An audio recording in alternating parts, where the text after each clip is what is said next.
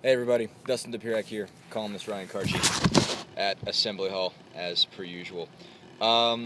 Yeah, so that was a lot different than Thursday night. Yes, it was. It was slightly different form of basketball. Yeah. It appears. Indiana wins 103-89. They scored more points in the first half, 54 they had all game on Thursday against Wisconsin.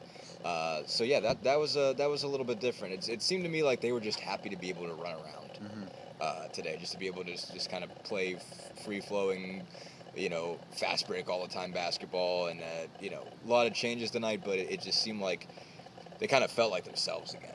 It was the first time we saw their pace pick up as much as it did early in the season. I mean, early on, IU was a fast tempo team that would outrun everyone and really try to get to the basket, and that it kind of slowed down a lot in the past 10 or so games, 8 or so games, something like that.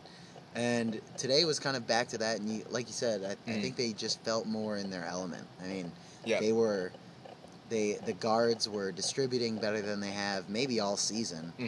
Cody Zeller was getting the ball, and he was making good use of it. He scored a career high 26 points, the most points of any freshman ever in Indiana history. And it just seemed like Indiana's offense it got the right amount of changes that it needed to kind of reinvigorate it in front of its own home crowd, and I think that will make a big difference going down, especially in the next few games when they have to play against tough teams on the road in Purdue and Michigan. Right. I mean, this is sort of an anomaly of a game in Big Ten play to begin with. I mean, everybody, all kinds of teams say they want to play fast during, they say that at the beginning of the year. When it comes to conference play, you rarely can because everybody knows what you're going to do. Everybody that sees that you're a team that wants to get out in transition, make sure you can't. And Iowa decided not to do that. Basically, Iowa decided, okay, we want to run, they want to run, let's run. And they paid for that dearly. Indiana was just playing at a really, really fast pace. And, for as much as has been discussed about officiating lately, Indiana obviously kind of got the better end of it tonight with 10 more attempted free throws than Iowa did, and just got to play that kind of game and just really got to play a wide open game that allowed for a lot of people to take advantage. You mentioned how their guards played. I mean, Verdell Jones, back-to-back nights. Best game of the season tonight. Best game of the season by far. He just had, he was playing, even though the pace was fast, he was playing under control. It was fast, it was pretty really quick pace, but he had sort of gingers coming by. Cat picture on Scoop Dog. Jesus. That was Zach. Anyway, that was Zach. Verdell just had a lot of open space to work with, and he really took advantage of it. He's making just a lot smarter decisions, it seems like. He is, and he kind of seemed like Jordan Hulls missed a lot of the game. We thought it was maybe something to do with coming up a little bit lame on one play, but Coach Green was not very happy with that suggestion. Not at all. And dismissed that very quickly out of hand. He just said that Jordan didn't have his best game, and Verdell kind of stepped into that role. He looked not so much like, he was a point guard tonight. He looked purely like a facilitator. He was taking points when he needed to take points, when he had open opportunities to take points. But when he didn't have any opportunities, when he didn't need to, he was the one controlling that ball movement. And that movement is what got Cody Zeller 26 points and got Will Sheehy open for 2 threes early on and got him and kind of got the offense going to start, and that's where that tempo kind of worked, because without ball movement, with that fast tempo, you're going to make mistakes.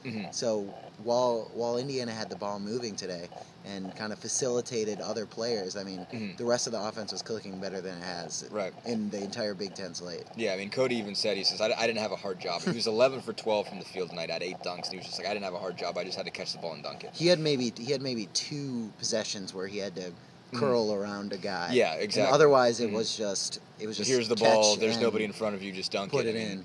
Yeah, and part of that is, Iowa didn't play the greatest kind of defense. I think I saw just kind of the post-game quotes. Fran McCaffrey was very much lamenting the lack of rotation, the lack of ability to sort of correctly collapse on a dribble drive and make sure that there's somebody there fronting the big guy and making sure that there's somebody on Cody Zeller. And there was a lot of periods where two guys came up on Verdell, and Verdell was just easy, just to kind of dump it off to Cody.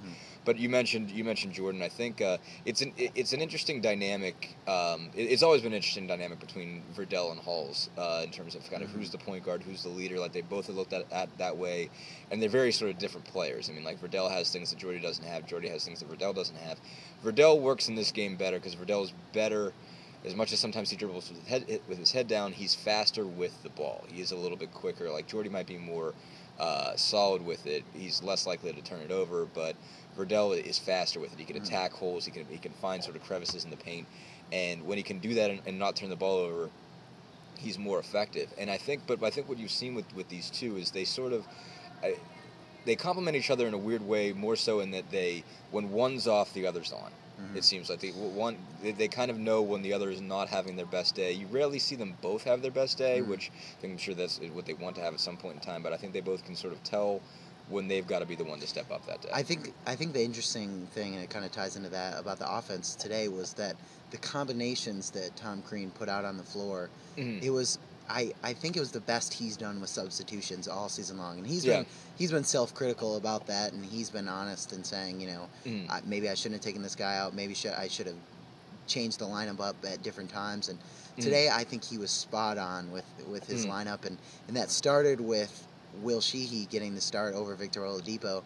I think Sheehy has shown over the last 20 games that he deserves to be in the lineup, and I know Crean is. He was hurt for some of those. He was hurt for some of those, but I think with Oladipo struggling, I think he was kind of better suited to come off the bench and fill the role that Will Sheehy did early on, and he excelled in that role too.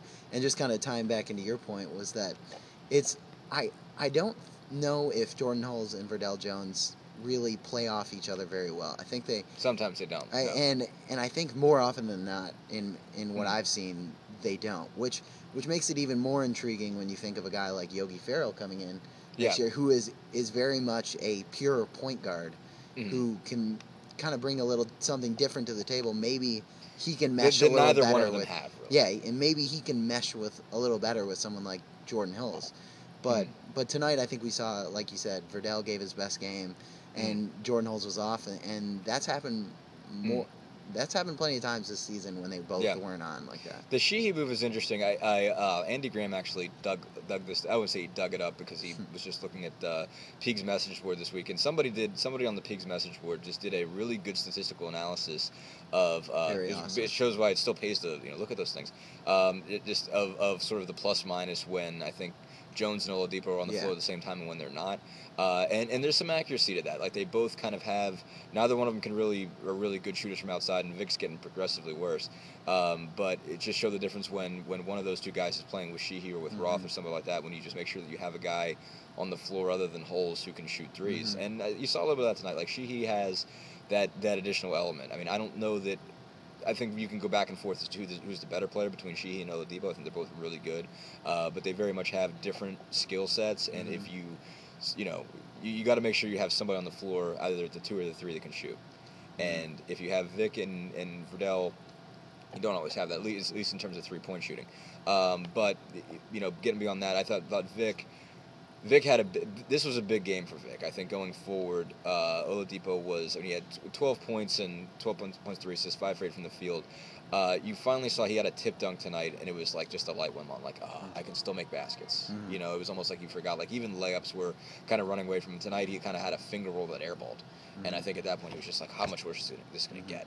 Like, am I? Is there a lid on it? Like, what is wrong with me exactly? He missed a pull up from about 12 feet that it didn't touch the rim. I mean, it went over top and whatever, and he finally got that tip dunk, and he was like, all right, I'm still me. I can still do something here, and I think that's huge for them. For now, I think Indiana would be best served with Will Sheehy in the starting lineup. I do too. I think right now what Crean had on the floor today, regardless of if he's married to it, as he said, or if the matchup kind of lends itself to that. Yeah, he liked Will Sheehy on Zach McCabe, which is an interesting move because he was more of a, McCabe was more of a post player, but I mean, Sheehy did a really good job on him. McCabe only had 3 points, such having 20 back-to-back games. But we've gone almost 10 minutes and we haven't even talked about Tom Pritchard and Derek Elson. Yeah, those guys were good tonight. Those guys were really good tonight. Who both played maybe